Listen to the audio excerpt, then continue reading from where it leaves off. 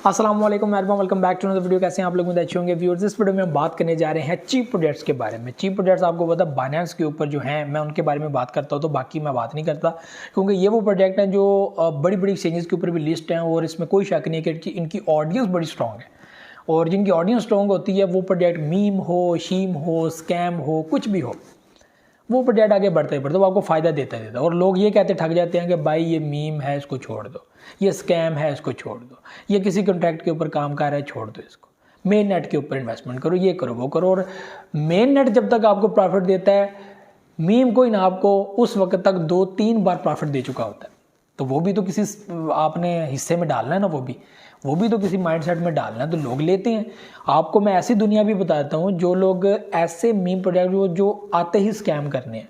Market में coin launch होता है, उसके अंदर इन्वेस्टमेंट करके ट्रस्ट वैलेट के जरिए प्रॉफिट बना जाते हैं, ट्रस्ट वैलेट के जरिए प्रॉफिट बना जाते हैं। ऐसे ऐसे कॉइन्स एयर ड्रॉप उन्होंने इकट्ठे किए हुए हैं, ऐसे ऐसे कॉइन्स इकट्ठे किए हुए प्रॉफिट दिए जाते हैं।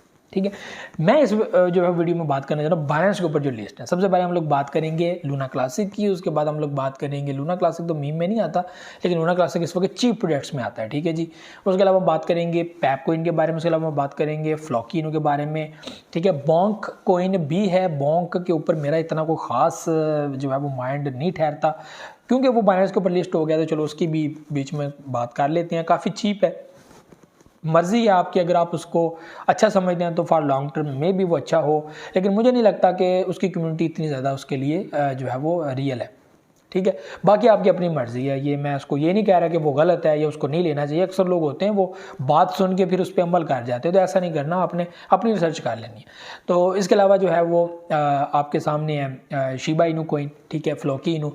तो ये कुछ प्रोजेक्ट्स हैं जो फॉर लॉन्ग टर्म जो है वो आपको अच्छा बेनिफिट दे सकते, क्योंकि इनकी कम्युनिटी बहुत स्ट्रॉन्ग है, बहुत ज़्यादा स्ट्रॉन्ग है और फॉलो करती है, सपोर्ट करती है। शिबा इनू की कम्युनिटी ने जो है वो पपी नेट के ऊपर, जो एक टेस्ट नेट के तौर पर था, उसके ऊपर जो है वो 30 मिलियन तक इन्होंने जो है वो अपना काम जो है वो अड़ा लिया था, 30 मिलियन तक। ठीक है, 30 लाख लोग जो है वो इसके ऊपर जो है वो बाइंग एंड सेलिंग ट्रांजैक्शंस हो रही हैं, 1.23 मिलियन तक जो है वो इनकी जो है वो वैलेट एड्रेसेस हो रही हैं। ठीक है, लोग आ रहे हैं उसके ऊपर। ठीक है, तो इस तरह मिलियंस के अंदर जो है वो शिबा इनू की जो है चीज़ें जा रही हैं। ठीक है, कि 1-1.5 साल से वो कोई बेनिफिट भी नहीं दे रहा, वो नीचे जा रहा है, वो मसलसल नीचे जा रहा है, सब कोई नीचे जा रहे हैं, शिबा इनू भी नीचे जा रहा है। लेकिन उसके बावजूद भी जब पपी नेट के ऊपर काम हुआ, वो आया, तो लोग ऐसे बीच में इंटर हुए, लोगों ने ऐसा पैसा इन्वेस्टमेंट की, लोगों ने इतनी बर्निंग की है कि बात है भाई। ठीक है, तो शिबा इनू कोइन एक ऐसा प्रोजेक्ट है, मैं इस वक्त ये समझता हूँ कि $49 बिलियन तक तो पहले भी ये आ चुका है। ठीक है, और इसी सप्लाई के अंदर ये आया। तो ये जो सप्लाई है इसी के साथ $49 बिलियन तक ये दोबारा भी चला गया, तो बड़ा बेनिफिट देखो। तकरीबन 79% ऑडियंस इसकी ऐसी है जो $1 बिलियन का टारगेट बनाकर बैठे हो कि जब इसके अंदर $1 बिलियन का प्रॉफिट होगा ना। और आपको मैं याद बताऊं कि बाइनेंस एक्सचेंज को लूना क्लासिक के अंदर मिलियंस डॉलर इन्वेस्टमेंट के बाद $1.3 बिलियन तक लूना क्लासिक के अंदर, लूना के अंदर सॉरी जो है वो प्रॉफिट हुआ था, जो उसने सेल नहीं किया और वो क्लैप्स के अंदर ज़ाया हो गया। बहरहाल उनको वापस दे दिए थे उन्होंने कॉइन्स, $1 बिलियन तो नहीं दिए, लेकिन उन्होंने उनको कॉइन्स दे दिए थे कि भाई ये लो, ये अपने कॉइन्स पकड़ लो, बाकी ऑडियंस की खैर है, तुम्हें जो है वो हमने खुश रखना। तो बाइनेंस को उन्होंने खुश रखा था। ठीक है, तो शिबा इनू कॉइन के बारे में मैं यही कहूँगा, इट्स टाइम टू बाय। 956 के ऊपर चल रहा है, दोबारा मौका मिला है, और नीचे आता है तो आपको और मौका मिलेगा।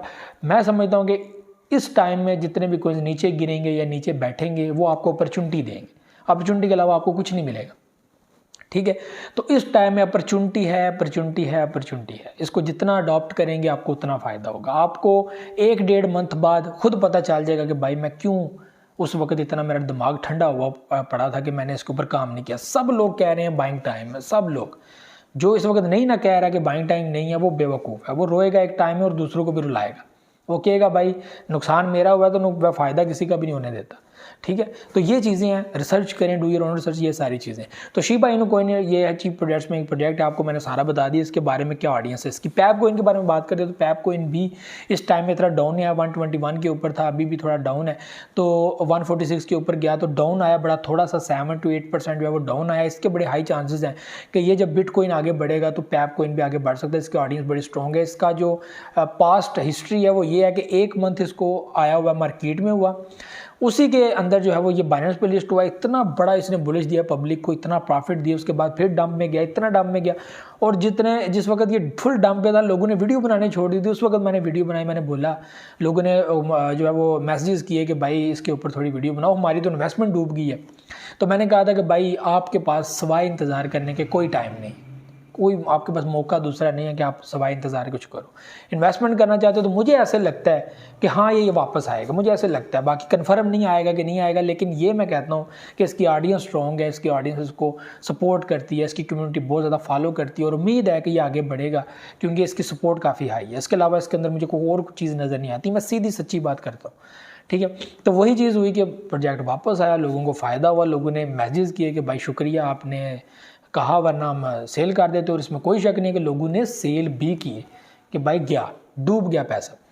तो दूसरे नंबर पर पैप कोइन ये भी है कि आप लोग इससे इन्वेस्टमेंट कर सकते हैं। तीसरे नंबर में बात करेंगे लूना क्लासिक के बारे में। तो लूना क्लासिक भी एक प्रोजेक्ट है जिसको बाइनेंस सपोर्ट कर रहा है, जिसको बाइनेंस सपोर्ट करता है वो फ़ायदा देता। बर्निंग यहाँ पे एक बड़ा जो है वो हथियार है इनके पास कि बर्निंग जब ये करते हैं ये प्रॉफिट देता है। तो वो लोग जो इसके अंदर इन्वेस्टमेंट करना चाहते हैं या कर चुके हैं या कुछ भी कर रहे हैं तो लूना क्लासिक के अंदर वो अपना माइंड बना सकते हैं, लूना क्लासिक के अंदर को फ़ायदा हो सकता है।